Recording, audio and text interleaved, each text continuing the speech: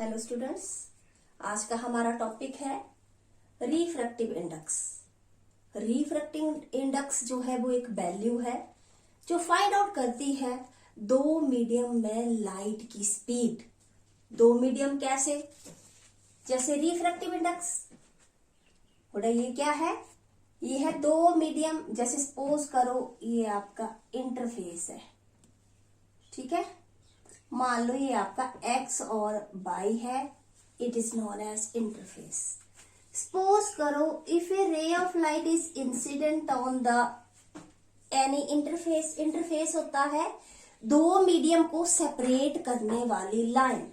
दो मीडियम को सेपरेट करने वाली लाइन, जैसे सपोज करो यहाँ पे आपका मीडियम एयर है और यहाँ पे आपका मीडियम वाटर है। मतलब जब कोई रे ऑफ लाइट जो है वो वाटर के सरफेस के ऊपर टच करेगी, इंसिडेंट होगी, तो क्या होगा? इसको बोलेंगे हम इंसिडेंट रे। इंसिडेंट रे जब इंसिडेंट होगी इंटरफेस पे, इसको बोलते हैं इंटरफेस। इंटरफेस क्या होता है? ऐसी लाइन जो दो मीडियम को सेपरेट करे, मींस एयर और वाटर को सेपरेट करे।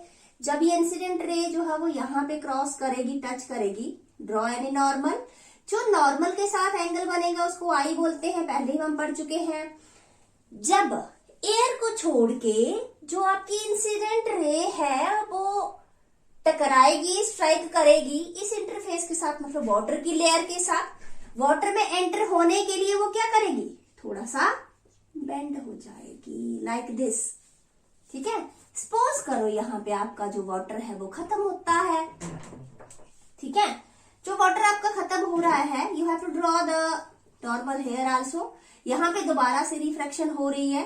Refraction it is also known as normal N और N dash. It is also known as N and N dash. ये एंगल जो बन रहा है ये क्या बन रहा है? Angle of incidence. और ये angle of R, angle of refraction. यहाँ पे दोबारा से रिफ्रैक्शन हो रही है, मतलब आपका जो रे ऑफ लाइट है वो छोड़ रही है किसको? वाटर को। किसमें एंटर हो रही है? अब एयर में एंटर हो रही है। सो दे रिलीज लाइक दिस, इस तरह से वो बाहर निकलेगी। इसको हम बोलते हैं एमरजेंट रे। एमरजेंट रे, ठीक है। इसको बोलते हैं इंसिडेंट रे। ये रे क्या है? यहाँ पे आपका एंगल ऑफ रिफ्रैक्शन हो गया, इसको बोलेंगे आप रिफ्रैक्टेड रे। रिफ्रैक्टेड रे। तो देखिए, जब कोई लाइट जो है वो यहां से उसकी स्पीड कुछ और होगी, जब वो वाटर में एंटर करेगी तो उसकी स्पीड कुछ और होगी। इसको बोलते हैं ऑप्टिकली रेयरर मीडियम, ठीक है। और इसको बोलेंगे ऑप्टिकली डेंसर। ऑप्टिकली डेंसर, इसकी जो डेंसिटी है वो ज्यादा होगी वाटर की इन कंपैरिजन दिस एयर। सो जब स्पीड ऑफ, सपोज करते हैं कि जो पहला मीडियम है उसमें स्पीड ऑफ लाइट जो है वो v1 है और जो सेकेंड मीडियम है उसकी स्पीड ऑफ लाइट v2 है। तो रिफ्रैक्टिव इंडेक्स क्या होगा कि speed of light, ratio of the speed of light in water to the speed of light in vacuum, या फिर speed of light in air to the speed of light in water, ठीक है। तो मान लो कि ये क्या है? पूरा है, लिखिए if B1 and B2 are speeds of two mediums respectively. अगर दो मीडियम की स्पीड ऑफ लाइट है तो रिफ्रैक्टिव इंडेक्स क्या होगा? तो it is defined as the ratio of speed of light in one medium with respect to second medium। Mathematically कैसे लिख सकते हैं? जैसे 2:1, इट मीन्स दूसरे मीडियम का रिफ्रैक्टिव इंडेक्स निकल रहा है किसके रिस्पेक्ट में? वन मीडियम के रिस्पेक्ट में। सो इट इज V1/V2। ओके, तो इससे हमें क्या पता चल रहा, इससे हमें पता चल रहा है कि अगर सेकेंड रिफ्रैक्टिव इंडेक्स जो है वो ज्यादा होगा तो सेकेंड मीडियम की जो स्पीड ऑफ लाइट है, जो स्पीड है लाइट की, वो क्या होगी, वो कम होगी। ठीक है, it means more the refractive index of second medium with respect to one, then speed of light is less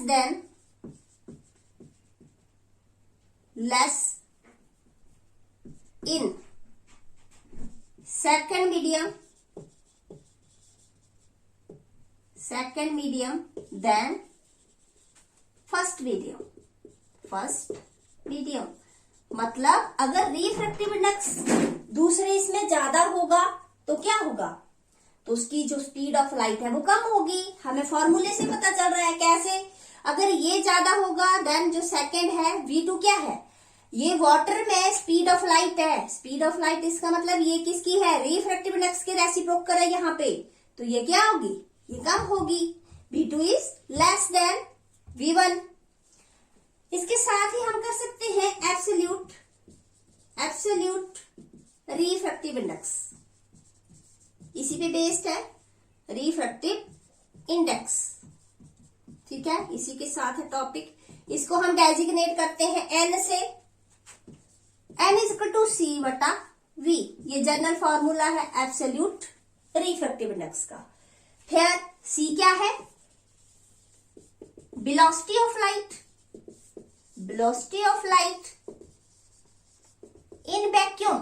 what do mean by vacuum, vacuum होता है निर्वात, जहां पे कुछ भी नहीं हो, हवा भी नहीं हो, खाली स्पेस हो। ठीक है, तो उसको बोलते हैं vacuum. Speed of light in vacuum कितनी होती है, 3 × 10⁸ मीटर पर सेकेंड। स्टूडेंट्स आपने याद रखना है, ये हर क्वेश्चन में आता है। You have to know the speed of light in vacuum, 3 × 10⁸ metre per second. और V क्या है, V है आपकी वेलोसिटी ऑफ लाइट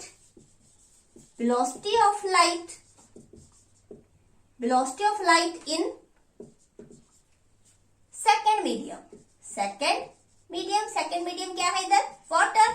अगर हमने रिफ्रैक्टिव इंडेक्स निकालना है तो क्या फॉर्मूला है, जनरल फॉर्मूला C/V। C की हमें वैल्यू पता होगी, this value is constant, always constant. यही वैल्यू प्रयोग होगी 3 × 10⁸ metre per second. But V क्या होगी, वेलोसिटी ऑफ लाइट, जो आपको क्वेश्चन में गिवन होगी। तो आपने क्या करना है, यहाँ वेलोसिटी ऑफ लाइट पुट करनी है, और यहाँ पे जो आपको speed of light in any medium, किसी भी मीडियम में, वाटर हो सकता है, ग्लास हो सकता है, तो वो रखना है और यहां से आपने निकाल देना है। अगर हमने वर्डिंग में लिखना हो तो क्या लिख सकते हैं, it is defined as the ratio of, लिख सकते हैं आप, it is the ratio of speed of light in vacuum to the speed of light in any medium. आपने डेली लाइफ में रिफ्रैक्शन के बहुत सारे एग्जाम्पल देखे होंगे। ट्विंकलिंग ऑफ स्टार्स है, it is also the example of refraction. अभी जैसे स्पीड ऑफ लाइट जो वो एक मीडियम से दूसरे मीडियम में चेंज होती है, उसका बेस्ट एग्जाम्पल है, सपोज करो आपने एक बीकर लिया हुआ है, पानी से आधा भरा है। आप क्या करोगे, लेड पेंसिल को शार्प करोगे, you have to put the lead pencil into the beaker, इस तरह से कि वो उसके बॉटम के साथ टच हो जाए। आपने हैंड से पकड़ के रखनी है उसको, ठीक है, हैंड से इस तरह से पकड़ के रखा। आप क्या देखेंगे कि जो उसका नीचे वाला जो पॉइंटर पिन है, जो नुकीला उसका भाग है, पॉइंटर जो पार्ट है पेंसिल का, वो ऊपर उठा हुआ दिखेगा, बॉटम से थोड़ा सा ऊपर उठा हुआ। वो क्या हुआ, वो हुआ आपका change in path. Change in path कैसे हुआ, due to the refraction of light. Light ने उसको रिफ्रैक्ट किया, क्या किया, हवा से जब वो इंटरफेस के साथ स्ट्राइक हुई तो उसका मीडियम बदला, ठीक है, मीडियम बदला तो क्या होगा, तो थोड़ा सा टिल्ट होगा। जैसे मान लो आप दौड़ते हुए आ रहे हैं, दरवाजा बंद है, तो क्या होगा, आपकी डायरेक्शन में थोड़ा सा चेंज आएगा। So it is due to this interface के साथ टकराई, तो इसका रास्ता ऐसे, अगर इंटरफेस नहीं होता तो क्या होना था, इस तरह से जाना था। ये इसको बोलते हैं लेटरल डिस्पर्सन। क्या बोलते हैं, लेटरल डिस्पर्सन या लेटरल डिस्प्लेसमेंट, ठीक है। तो इस तरह से ना जाकर के ये क्या हुई, ये थोड़ी सी बेंड हो गई, किसकी तरफ, नॉर्मल की तरफ। जो नॉर्मल के साथ एंगल बनाएगा उसको बोलेंगे एंगल ऑफ रिफ्रैक्शन। तो आपका जो मीडियम है, ये 1 मीडियम है, ये 2 मीडियम है। मैंने आपको बताया कि पेंसिल जो है वो ऊपर उठी हुई दिखेगी आपको, कैसे, ड्यू टू रिफ्रैक्शन, ठीक है। तो जैसे जो सनसेट होता है और सन लाइट होती है, it is also based on the refraction and scattering of light, ठीक है। तो इस पे बेस्ड जो है वो, सपोज करो आपका रिफ्रैक्टिव, कुछ जनरल रिफ्रैक्टिव इंडेक्स की वैल्यूज हैं जो एनुअल एग्जामिनेशन में आती हैं। तो स्टूडेंट्स, जैसे रिफ्रैक्टिव इंडेक्स लिखूंगी मैं इधर, ये आपका आ गया, मान लो वाटर है, वाटर का जो रिफ्रैक्टिव इंडेक्स है वो कितना होता है, मैं यहां लिखूंगी, ये आपका रिफ्रैक्टिव इंडेक्स है, ठीक है। ये कैलकुलेट कहां से हुआ है, जनरल फार्मूले से। जनरल फार्मूला कौन है, n is equal to C बटा वी। वाटर का होता है 1.33, ओके। एयर का इंपॉर्टेंट है 1.0003, ओके। तो जैसे ग्लास है, ग्लास का 1.50, ठीक है। डायमंड है, ये इंपॉर्टेंट है, डायमंड का क्या होता है 2.42, ठीक है।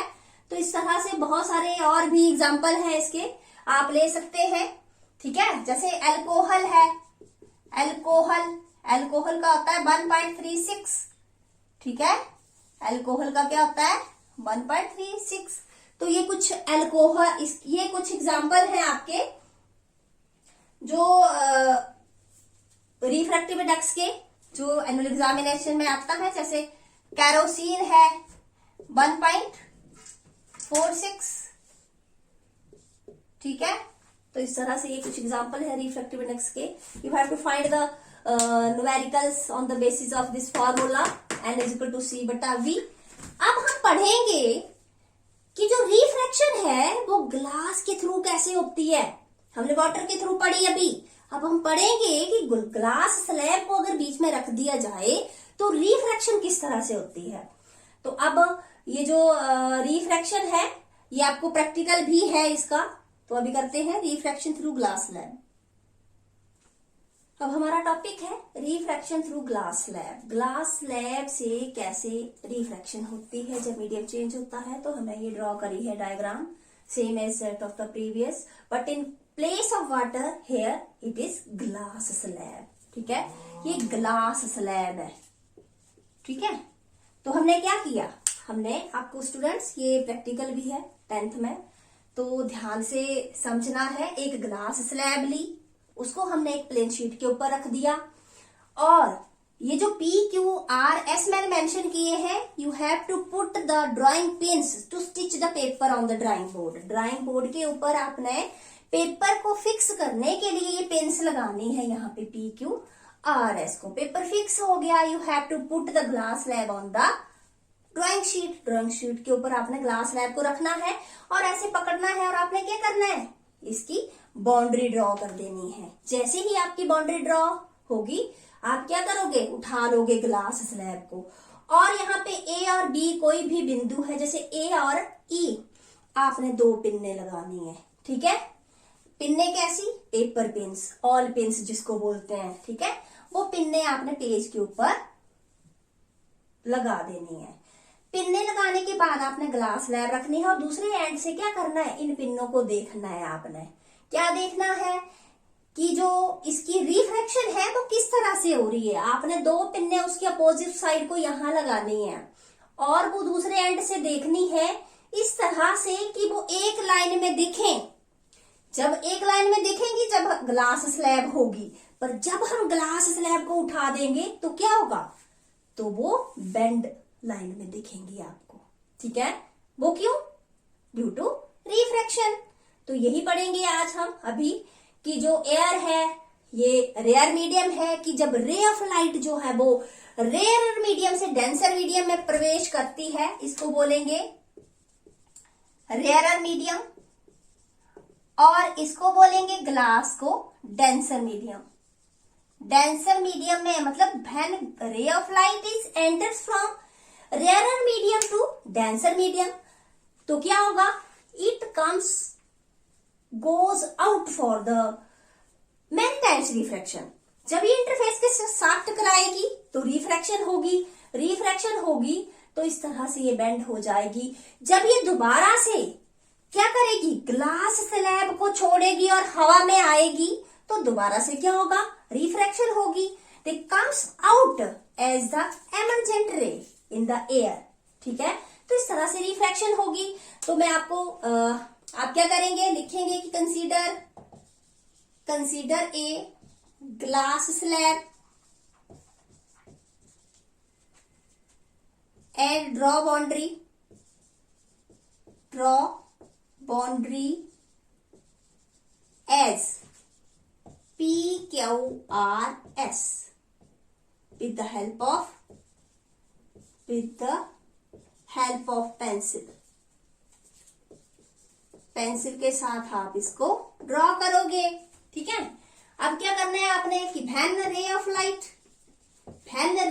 Light enters in rare medium to denser medium, then it goes through refraction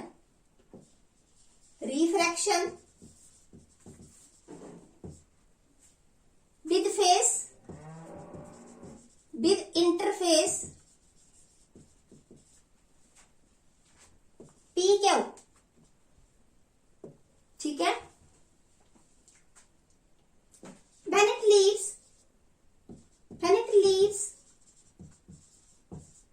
the interface SR या RS। ठीक है, जब ये RS को लीव करेगी इंटरफेस को तो क्या होगा? It goes through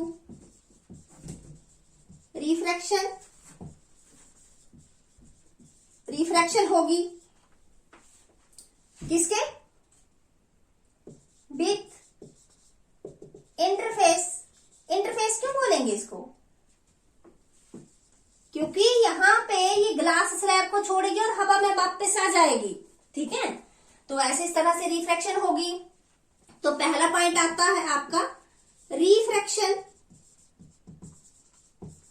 through PQ। ठीक है, PQ में रिफ्रैक्शन कैसे होगी? रिफ्रैक्शन होती है तो क्या आता है? साइन ऑफ I बटा साइन ऑफ R। ये किसके बराबर है क्या? ये है आपका रिफ्रैक्टिव इंडेक्स। ठीक है, रिफ्रैक्टिव इंडेक्स जो है वो किस मीडियम का है? Air to glass. ये जो मैंने A और G लिखा हुआ है, it is refractive index of air with respect to glass. Okay, तो इसी तरह से रिफ्रैक्शन होगी। रिफ्रैक्शन थ्रू जो दूसरी रिफ्रैक्शन हो रही है उसको भी ऐसे लिखेंगे RS या SR। तो ये क्या होगा? देखिए यहां पे क्या एंगल है? R डैश और E। ठीक है, तो ये क्या आ जाएगा? साइन ऑफ R डैश बटा साइन ऑफ E। क्या आ जाएगा ये? N of GA। ग्लास से एयर में प्रवेश कर रही है। GA स्टूडेंट्स ढंग से समझना आप। G और A का मतलब क्या है? ग्लास को छोड़कर हवा में जा रही है। यहाँ पे देखिए आप, यहाँ पे ग्लास को छोड़कर ये हवा में जा रहा है। ओके, तो ये R है refraction angle, it is also refraction angle. So these are the alternative angles. तो आप क्या लिखेंगे? बिकॉज अल्टरनेटिव एंगल्स क्या होते हैं? आर एंड आर डैश, ये अल्टरनेटिव एंगल्स हैं आर और R dash, therefore R is equal to R dash. ठीक है, अगर ये आर जो है वो आर डैश के बराबर है तो क्या हम आर डैश की जगह पे आर लिख सकते हैं? बिकॉज ऑफ कोर्स हम लिख सकते हैं। So therefore sine of R बटा sine of E is equal to G of A. Okay, ये थी रिफ्रैक्शन पी क्यू की और ये आर एस की। ठीक है, एंगल ऑफ इंसिडेंट क्या है यहां पे? सभी बोलेंगे एंगल ऑफ इंसिडेंट क्या है? आई। इसको बोलेंगे हम एंगल ऑफ इंसिडेंस। ठीक है, अब देखिए ये एंगल ऑफ इंसिडेंस जब रेयर मीडियम से क्रॉस होके बेंड होके कहां जा रहा है? ऑप्टिकली डेंसर मीडियम में, मतलब ग्लास में जा रहा है। तो यहाँ पे ग्लास में जो आर एंगल बन रहा है, इस आर एंगल को हम क्या बोलेंगे? Angle of refraction. यहाँ पे रिफ्रैक्शन हो रही है। अभी आप बिल्कुल ध्यान से देखेंगे, it is also the angle of refraction. Second time यहाँ पे रिफ्रैक्शन हो रही है, बट आपने ध्यान देना है इस एंगल को हम बोलेंगे angle of incidence for the interface R S. Why? Because ये बेंड होके क्या कर रहा है? ऑप्टिकली डेंसर को छोड़कर क्या कर रहा है? ये एयर में प्रवेश कर रहा है। तो हमें पता है कि जब ये एक इंटरफेस को छोड़ के दूसरे में जाएगा तो it behaves like the angle of incidence. So here angle of R dash angle of incidence behave करेगा, एंगल ऑफ इंसिडेंस बिहेव करेगा। And angle of E is what? Angle of emergence, angle of emergence. Okay, तो ये जो हमने दो equation लिखी थी, दो इक्वेशंस हमने फाइंड आउट करी थी। तो dividing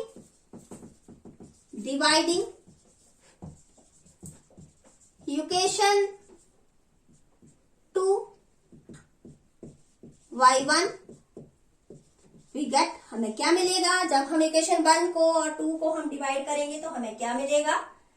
multiplying equation 1 and 2, not dividing, multiplying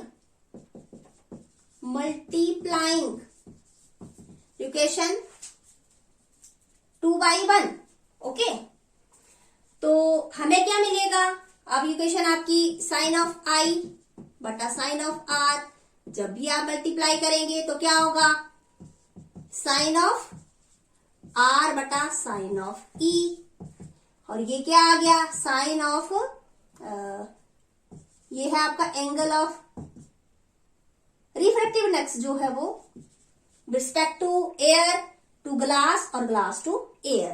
ठीक है, अब ये कैंसिल हो जाएगा इसके साथ, क्या बच गया आपके पास? साइन ऑफ आई बटा साइन ऑफ ई। ठीक है, तो ये क्या आ गया? अब हमें क्या पता है? Because any medium reciprocal of this medium N of G A. Okay, जब भी हम रेसिप्रोकल लेते हैं तो दूसरे मीडियम का जो रिफ्रैक्टिव इंडेक्स होता है वो पहले मीडियम से रेसिप्रोकल हो जाता है। ठीक है, तो इसको हम क्रिटिकल एंगल भी बोलते हैं कई बार। तो हम इसकी जगह पे जी ए की जगह पे क्या लिख सकते हैं? ए जी गुना 1 बटा N A G. So this multiplied by this, cancel हो गए ये दोनों। ठीक है, तो आपके पास क्या बचा? साइन ऑफ आई बटा sine of E is equal to 1 divided by 1। So cross multiplication करिए आप, क्या आ जाएगा आपके पास? Sine of I is equal to sine of E. अब ये जो साइन एंगल है ये भी काट सकते हैं इसमें, यहां पे काट दो चाहे यहां पे काट दो साइन एंगल। ये क्या रहे आपके पास? Angle of incidence equal to angle of emergence. ये जो ग्लास स्लैब है इसकी लेटरल डिस्पर्सन से हमें क्या पता चला कि एंगल ऑफ इंसिडेंस जो है it is parallel to angle of emergence. ठीक है, तो ये प्रूव हो गया। ये बहुत ही इंपॉर्टेंट क्वेश्चन है। ठीक है, आपको ये पता होना चाहिए कि एंगल ऑफ इंसिडेंस जो है वो एंगल ऑफ एमर्जेंट के बराबर होता है। तो नेक्स्ट टॉपिक है हमारा लेंस फॉर्मूला। मिरर फॉर्मूला हम कर चुके हैं, it is also related to mirror formula, lens formula.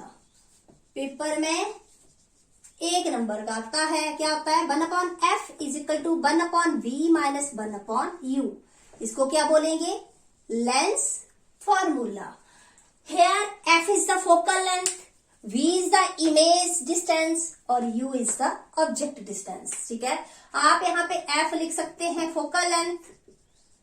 Focal length पिछले लेक्चर में हमने पढ़ा था, ये है आपका इमेज डिस्टेंस।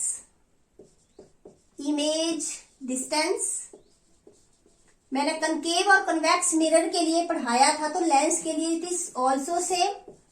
ये है आपका ऑब्जेक्ट डिस्टेंस, ऑब्जेक्ट डिस्टेंस। ठीक है, तो ये न्यूमेरिकल क्वेश्चन जैसे जिस तरह से हमने मिरर फॉर्मूला आपका प्रयोग किया था, उसी तरह से आप लेंस फॉर्मूले को भी इसमें प्रयोग कर सकते हैं। If you have given the focal length या object distance, you have to find the image distance also. But in case of magnification, अगर हम मैग्निफिकेशन करेंगे, magnification it is also same as that of the mirror. Magnification क्या होता है, आपने Goldsmith के पास देखा होगा, वो बड़ी चीजें करके देखता है ऐसे लेंस सा, उसको मैग्नीफाइंग लेंस बोलते हैं। ठीक है, तो छोटी चीजों को बड़ा करके देखने के लिए जो हम लेंस लगाते हैं उसको मैग्नीफाइंग लेंस बोलते हैं। मैग्निफिकेशन क्या होता है, it is the ratio, it is the ratio of height of image, height of image to the height of object, height of object. मैंने आपको साइन कन्वेंशन करवाई थी, दैट इज करके आप लिख सकते हैं m is equal to what, height of the image. हमें डिस्टेंस का पता है, हम b लिख देते हैं। ठीक है, और ऑब्जेक्ट की जो डिस्टेंस है वो u है। It is same as that of the height of image, h dash मान लेते हैं हाइट को, और जो ऑब्जेक्ट की डिस्टेंस हाइट है उसको हम h मान लेते हैं। सो b अपॉन u और magnification always equal to h dash upon h। It is a formula for the magnification of the lens. Okay, lens की मैग्निफिकेशन के लिए आपको मैंने साइन कन्वेंशंस करवाए थे कि अगर लेंस आपका इस तरह से होगा तो ये क्या होगा, इट इज कनकेव। पीछे हम पढ़ चुके हैं। अगर इस तरह से लिखा होगा देन इट इज कॉन्वेक्स। ठीक है, कनकेव एंड कॉन्वेक्स। तो आपको पता है कि जब रे जो है वो इस तरह से इंसिडेंट होती है तो यहाँ पे फोकस होता है इन केस ऑफ कन्वेक्स, और यहां से जब रेज जो है वो डाइवर्ट होती है they focus on the back position. Light जो इंसिडेंट हो रही है यहाँ पर ये बैक हो रही है वापस, रिफ्लेक्शन। ठीक है, और यहाँ पे ये कन्वर्ज हो रही है और यहाँ पे ये डाइवर्ज हो रही है। ठीक है, सो it is in case of, आपको पता है कि जब रे ऑफ लाइट जो इंसिडेंट होती है, अगर इस तरफ को हम u और v लेंगे, सपोज करो ये आपका ऑब्जेक्ट है, इसकी डिस्टेंस इस साइड को नेगेटिव होगी, अगर इस साइड को लेंगे तो इट इज पॉजिटिव। तो ये साइन कन्वेंशन आपको पता है, तो आप इसका न्यूमेरिकल जो है वो यहाँ पे कर सकते हैं। तो ये है हमारा न्यूमेरिकल। इस एग्जाम्पल में हम क्या देखेंगे, बोला कनकेव मिरर या कनकेव लेंस हो सकता है, produces 3 times magnified. Magnified means enlarged, बहुत बड़ी, 3 गुना बड़ी। इसका मतलब ये हुआ रियल इमेज। पहला हमें कंसेप्ट मिल गया कि इमेज क्या है, रियल है। ठीक है, रियल इमेज जो वो इन्वर्टेड बनती है at the side of the lens और मिरर, उसको बोलते हैं रियल इमेज। ठीक है, तो real image of an object placed at 10 centimetre. जो इमेज है मतलब जो ऑब्जेक्ट है वो कितने 10 सेंटीमीटर दूर रखा हुआ है, इन फ्रंट ऑफ इट, इसके सामने। बड़े where is the image locator. सबसे पहले तो आपको पता होना चाहिए कि आपको क्या दिया है, 3 times magnified. It means m आपका क्या दिया है, -3। Why it is minus, because image is real and mirror और लेंस इज कनकेव। कनकेव में जो मैग्निफिकेशन है इट इज नेगेटिव, और u है आपका -10 centimetre. You have to find the by using magnification, by using formula. Formula होता है in case of concave mirror. बोले कनकेव मिरर में क्या होगा, m is equal to -b upon u होता है। ठीक है, putting these values -3 is equal to -b और -10, ठीक है। तो कैंसल आउट, आपके पास क्या आ जाएगा, ये क्रॉस मल्टीप्लाई करिए, ये और ये कैंसिल हो गया।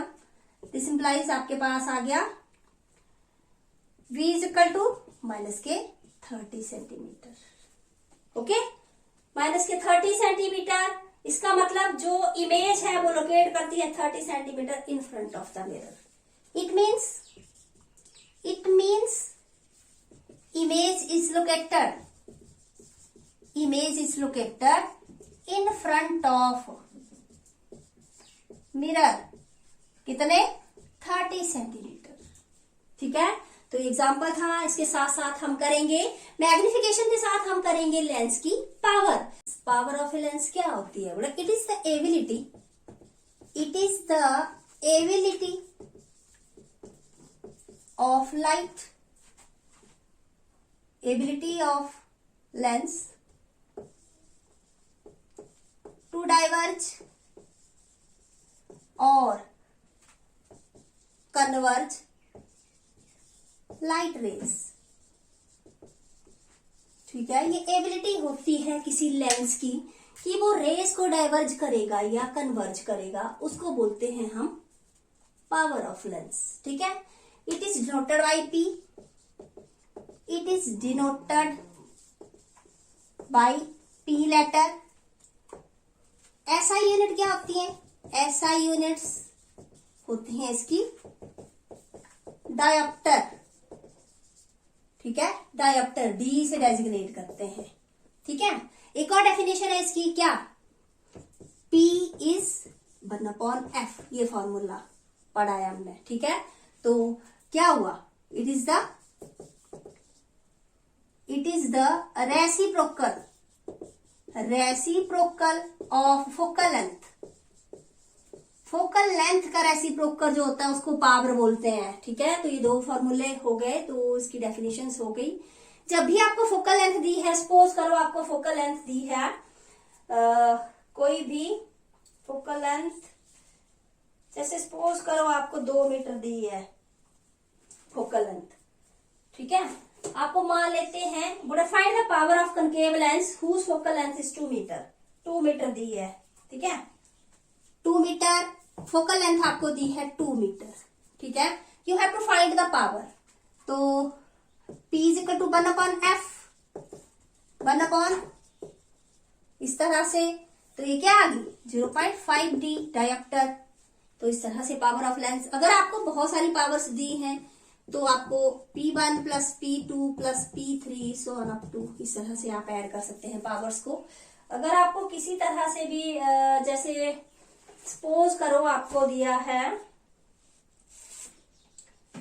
2 मीटर, या फिर आपको दी है, आपको पावर दी है P1 आपको दिया है 2 मीटर, P2 आपको दिया है 5 मीटर और P3 आपको दिया है 2 मीटर या फिर 3 मीटर ले लीजिए, ठीक है। तो टोटल पावर कैसे आएगी, 2 प्लस 5 प्लस 3, 10 डायोप्टर आ जाएगी आपकी पावर। एक और क्वेश्चन हो सकता है कि कोई किसी डॉक्टर ने आपको क्या कहा है, कोई लेंस लगाने के लिए कहा है और बोला है कि focal length of concave lens whose power is -3d, बोला है कि पावर दी है आपको, किसी डॉक्टर ने आपको बोला है, उसकी पावर बोला है कि -3.0d, इतनी पावर का आपको कनकेव लेंस लगेगा, ठीक है, -3d। तो आपकी जो फोकल लेंथ है, आपको पता है कि जो पावर है वो क्या होती है 1/f। अगर हमने यहाँ पे क्या निकालनी है, यहाँ पे पूछा है कि find the power of concave lens whose focal, calculate the focal length of convex lens whose power. अगर फोकल लेंथ निकालनी है आपने तो क्या हो जाएगा, यहां से आप यहां से फोकल लेंथ निकाल सकते हो, ठीक है, क्रॉस मल्टीप्लीकेशन, P यहां आ जाएगा, सो 1/P आ जाएगा, तो आपका आ जाएगा -1/30, ठीक है। इस तरह से आप फोकल लेंथ निकाल सकते हो। इसका आ जाएगा आपका 0. मीटर से सेंटीमीटर में कन्वर्ट, ये मीटर है, सेंटीमीटर में कन्वर्ट किया तो ये आपका आ गया 3.3d डायोप्टर मीटर में आ गया, you have to convert into 33 -33 dioptre या सेंटीमीटर में, ठीक है। तो इस तरह से आपको जब भी पावर्स दी होंगी, you have to calculate this power of a lens. ये क्या होती है, ये एबिलिटी होती है किसी लेंस की, डाइवर्ज और कन्वर्ज द लाइट रेज।